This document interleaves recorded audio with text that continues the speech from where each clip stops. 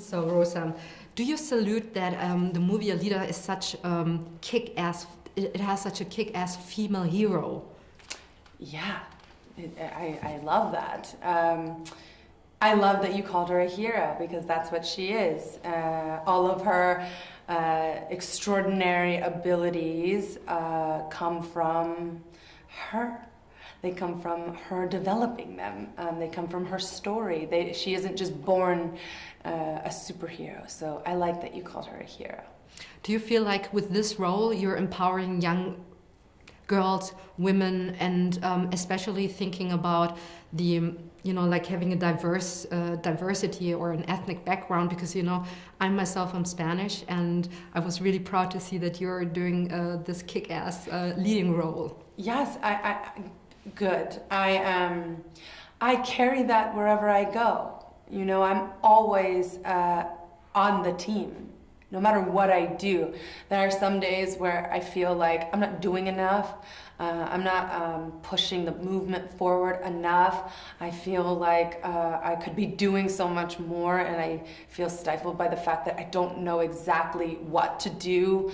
I can go to the marches, I can protest, I can post stuff on social media, I can vote, but it doesn't feel like enough. And at a certain point, I had to realize that what I have as a gift to do this job, this is how I'm pushing the movement forward.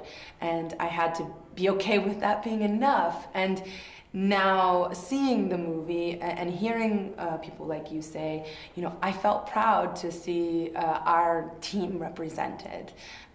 It does feel like I'm doing what I can do, what I'm offering, what I have to offer, and that is representing women and Latinos on film, and hopefully young girls and young boys of all ethnicities and all ages actually can look at this and find that same kind of empowerment. But yes, I'm always secretly doing it for the team. Really good. Can you tell me a little bit about the preparation you did for Alita, and how challenging was the training? The training was really hard. There's no other way to say it. It was 5 months of back-breaking labor. I did about 2.5, 3 hours every day, with days off here and there, with my sensei, Keith Hirabayashi.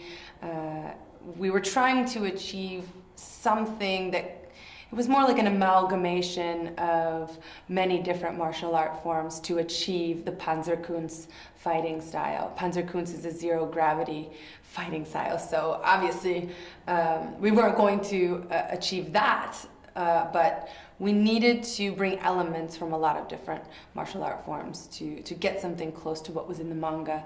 So we did some Muay Thai and some Eagle Claw and some staff work, and a lot of kickboxing, because I needed to get my endurance to a place where I could do a martial arts sequence for many takes and then continue the rest of the 13-hour day or 14-hour day. Jim said, we don't want to get 2 kicks out of her and then she's winded.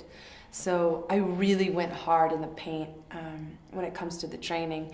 And some days I was really feeling proud of myself and feeling the progress, and looking at everything with a very positive outlook, like I'm really doing this. Maybe today wasn't my best, but I'm doing it.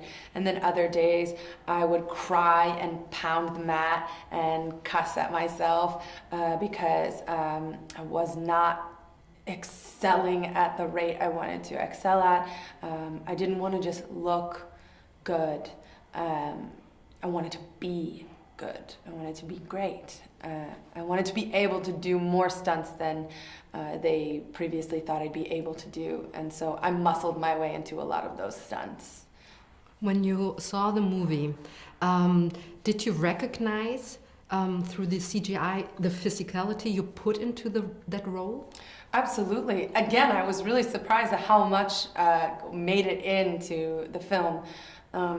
Even in the trailer, even in the Kansas bar fight, there's so much of my movements in that sequence, when I smash Ed Skrein's face, he plays Zapan, and I smashed Zapan's face into a table. That was me, and that was also me saying, I think the right movement for this would be this movement.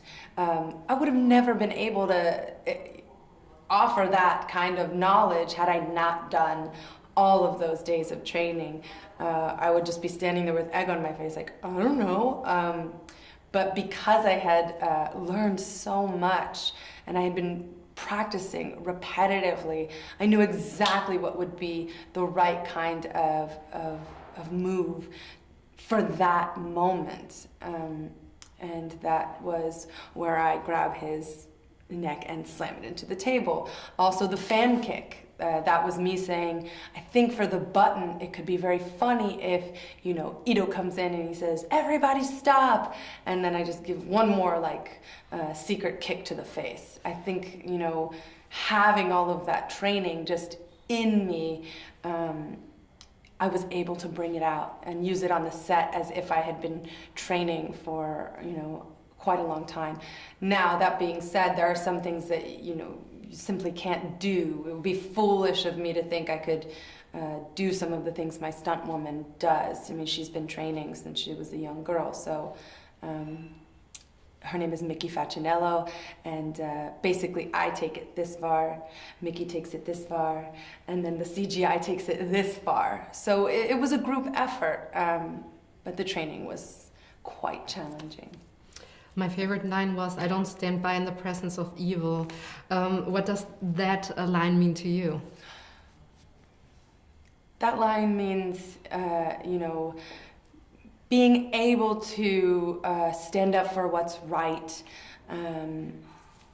in all circumstances. You know, in right now, you know, basically 60% of the population just goes with the flow. You know, they're like, I don't need to be political. I have a job, I have a family. I'm just going to go with the flow. These are not bad people, but in a sense, they're not really standing up for what is right. They are being passive. So to me, I'm trying to wake up some of that 60%. I'm trying to wake up myself and learn from Alita as well, because if we don't say anything, we're guilty by omission. Can you tell me how it was when you met Yukito Kishiro? I hope I said it You right. said it perfectly. Yeah. Because of your Spanish background, I think that helps. Because when I say it, I sound like I'm saying something Spanish. Yukito Kishiro. Yeah, you did perfect. It was great. He is a very quiet, subtle man. He spends all day like this, you know, in his tiny art studio, separate from the world. So when he came to the set, it was all quite overwhelming, I'm sure. I saw him from across the soundstage, and I barreled towards him, and I jumped up and I wrapped my arms around his neck, and I just heard him ever so slightly go, Alita. And that was like, oh my God. It was like receiving an Academy Award or something. That was like so much validation in one little moment. It felt like I had done him justice. Will there be a sequel? What do you think? I hope so. I mean, they made this movie so that it could stand on its own, and but I still think that it needs to find its audience. People need to want to see more of Alita, and if they fall in love with her, then we've done our job, and maybe they'll ask for another one. But it is always the audience. It's always in the audience's hands. That's why we make movies. We make movies for moviegoers. I think it will happen. Thank you so much. I hope so. Thank you. Muchas gracias. Thank you.